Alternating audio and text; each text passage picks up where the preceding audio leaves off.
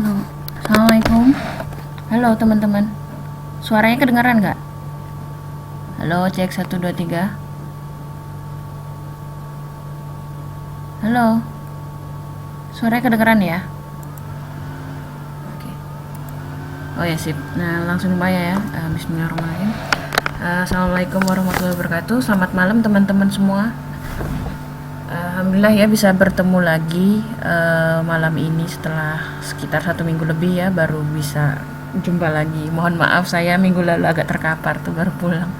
Jadi suaranya alhamdulillah sekarang sudah kembali lagi. Terus apa kabar teman-teman semuanya? Selama 1 minggu kemarin ngapain aja? Semoga sehat-sehat semua ya. Walaupun sibuk nih kayaknya. Udah mau pertengahan ini ya, nggak kerasa udah hampir sebulan. Oke, jadi langsung aja ya, kita malam ini kerjain tugas pusat. Kita membahas modul 3 dan 4. Harusnya kan modul 3 itu 2 pekan lalu, tapi karena agak banyak dan menarik sekali ya pas saya coba review itu, jadi kita diskusikan malam ini sama nanti bab keempat. Nah teman-teman bisa unduh filenya, ada di Facebook, barusan saya unggah di sana. Silakan di copy saja di situ ya. Gitu. Ini yang sambil kerja bisa mendengarkan suara saya, mohon maaf ya nih ya. Tapi semoga tetap nyaman. Nanti rekamannya bisa juga sambil teman-teman lihat di YouTube ya. Yang kemarin yang belum bisa hadir juga bisa lihat di YouTube, yang pertemuan 1 dan kedua sudah saya masukkan di sana. Gitu. Oke. Untuk penjelasan, oh ya nih sebelum tadi kan ada yang nanya dulu kan, sedikit saya singgung tentang tugas. Jadi nanti ketika teman-teman presentasi pas tatap muka, nanti ini dibuat PowerPoint ya. Jadi bukan di words itu kan untuk teman-teman ketik esainya, tapi ketika presentasi nanti pakai PowerPoint. Jadi poin-poin aja.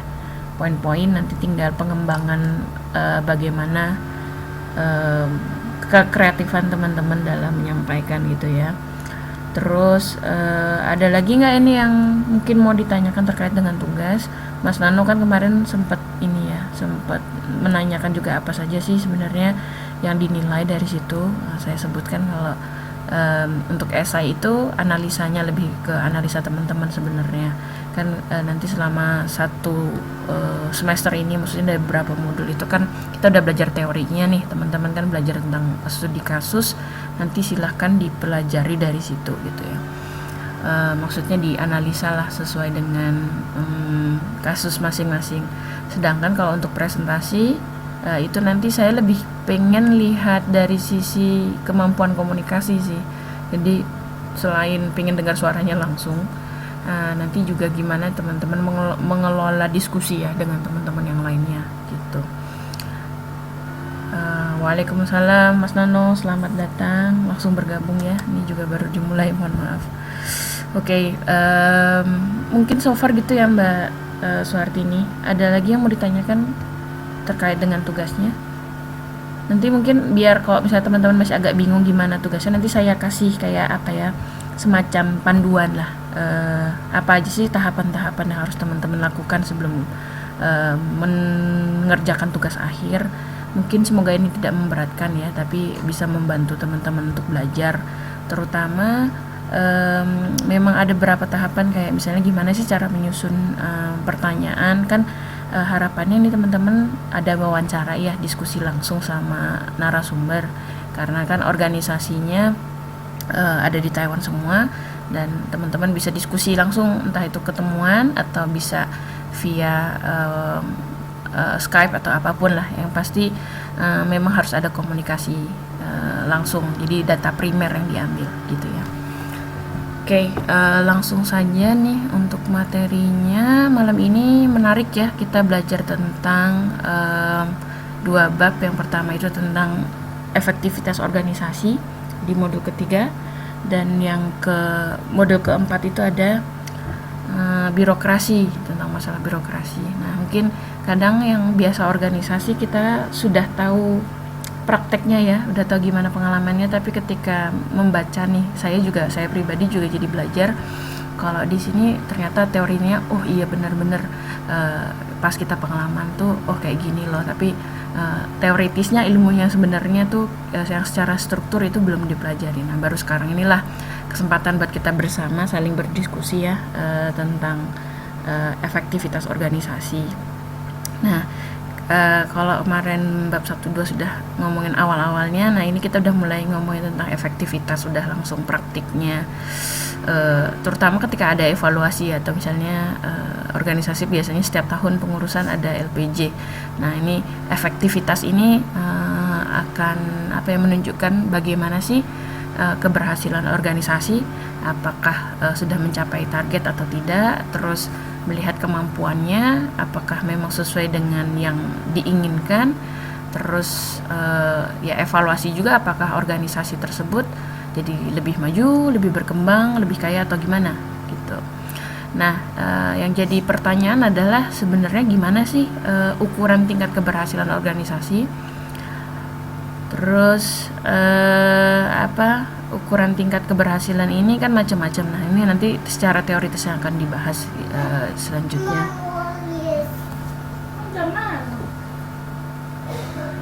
Terus tingkat kebahasannya ini, kalau mungkin teman-teman sambil saya jelasin bisa sambil ngetik ya, kira-kira menurut teman-teman apa sih ukuran tingkat keberhasilan organisasi tersebut gitu.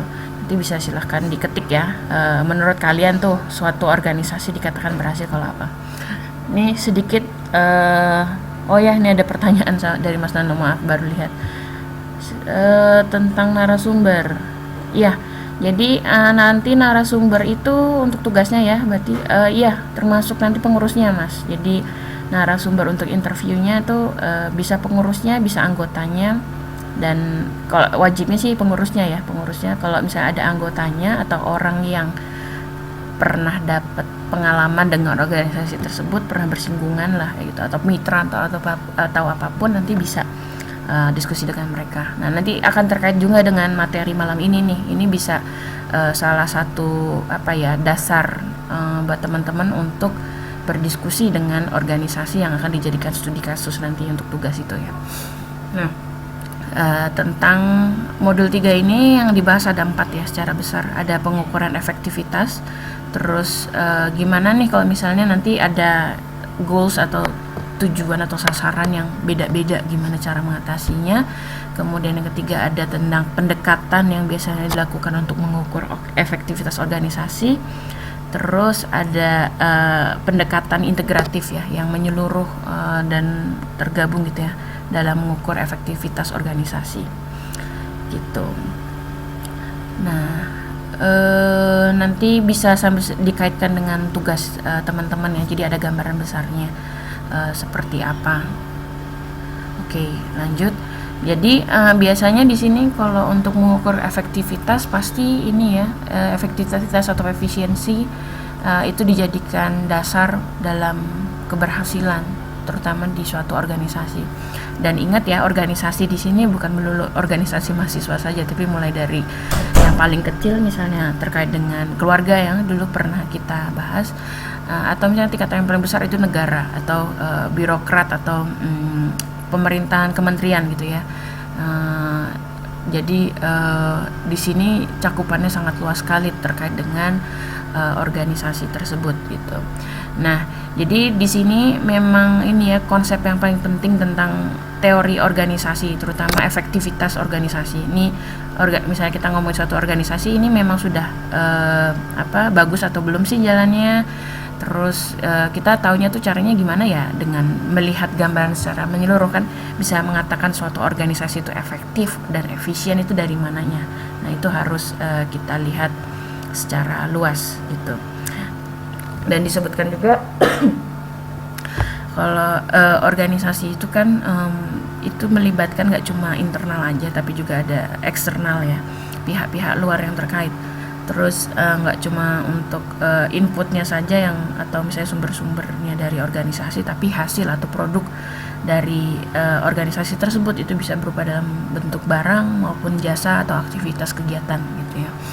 Nah, kalau tadi efektivitas itu lebih secara general, secara umum melihat keberhasilan organisasi. Jadi kalau efisiensi itu dia lebih spesifik lagi, dan cakupannya itu lebih ke internal di dalam organisasi efisiensi.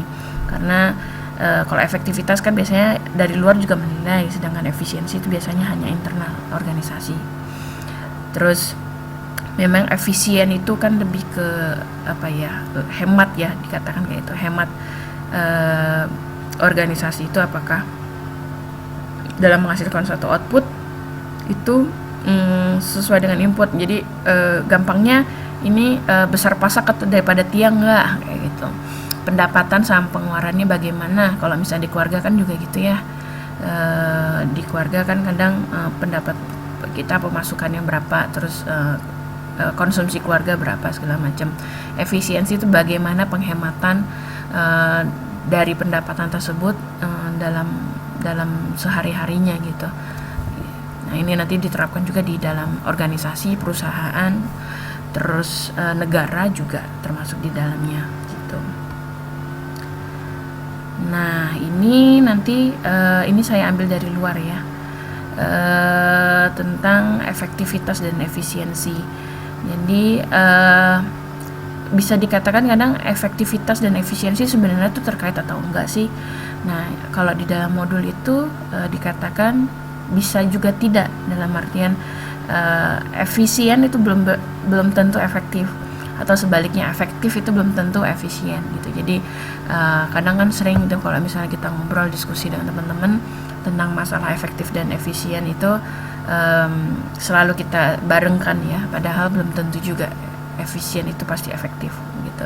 Contohnya kalau di modul misalnya ada suatu produk yang bisa kita buat semurah mungkin gitu ya, efisien dari secara produksi, modal produksi gitu, tapi ketika dilempar ke pasaran ternyata masyarakat nggak suka dengan produk tersebut, mungkin karena saking murahnya tapi kualitasnya kah atau gimana, itu kurang disukai masyarakat. Jadi efektif tadi dari sisi produk ya, produknya efisien tapi dari sisi masyarakat itu tidak efektif, tidak mencapai target ya, dalam artian penjualannya itu nggak sesuai dengan yang diinginkan. Nah, ini di sini menunjukkan bisa keterkaitannya ya, bisa terkait bisa juga tidak. Terus di sini ada bagan, teman-teman bisa lihat efektivitas dan efisiensi, tinggi rendah gitu ya. Jadi efektif, misalnya kasus 1 dia efisiensinya rendah gitu ya, maksudnya biayanya itu dicapai dengan biaya tinggi, tujuan tidak dicapai dengan biaya tinggi. Jadi kalau kasus pertama bisa dilihat yang sebelah kiri bawah gitu ya, tujuan tidak dicapai dengan biaya tinggi, maksudnya ya efisiensinya biayanya rendah gitu. Kemudian kasus kedua, tujuannya itu dicapai dengan biaya tinggi gitu. Dan ketiga, biaya rendah, tujuan tidak dicapai dengan biaya rendah, tuh kasus keempat. Nah, ini maksudnya efisiensi tinggi itu dia berbanding terbalik dengan biaya ya. Jadi kalau misalnya semakin efisien atau semakin tinggi efisiensinya, itu berarti semakin murah biayanya. Sedangkan kalau efisiensi rendah itu maksudnya semakin mahal biayanya gitu. Efektivitasnya juga termasuk seperti itu ya. Nah, kalau efisiensi dibalik, semakin efisien berarti semakin hemat gitu. Terus selanjutnya dulu tentang pendekatan ya, tentang efektivitas organisasi. Nah, nanti ketika teman-teman nih kan saya minta untuk membuat tugas akhirnya kan studi kasus organisasi. Nah, ini bisa jadi salah satu bahan buat teman-teman menilai ya, tanda kutip menilai organisasi yang kalian akan sampaikan di diskusi akhir nanti. Jadi bisa mulai dari deskriptif secara umum, organisasi itu seperti apa sih, bagaimana strukturnya segala macam. Terus misalnya teman-teman sambil mau membicarakan tentang efektivitasnya atau kinerja dari organisasi tersebut. Nah, ini juga bab 3 ini, di modul 3 ini teman-teman bisa catat lah istilahnya ya, nanti untuk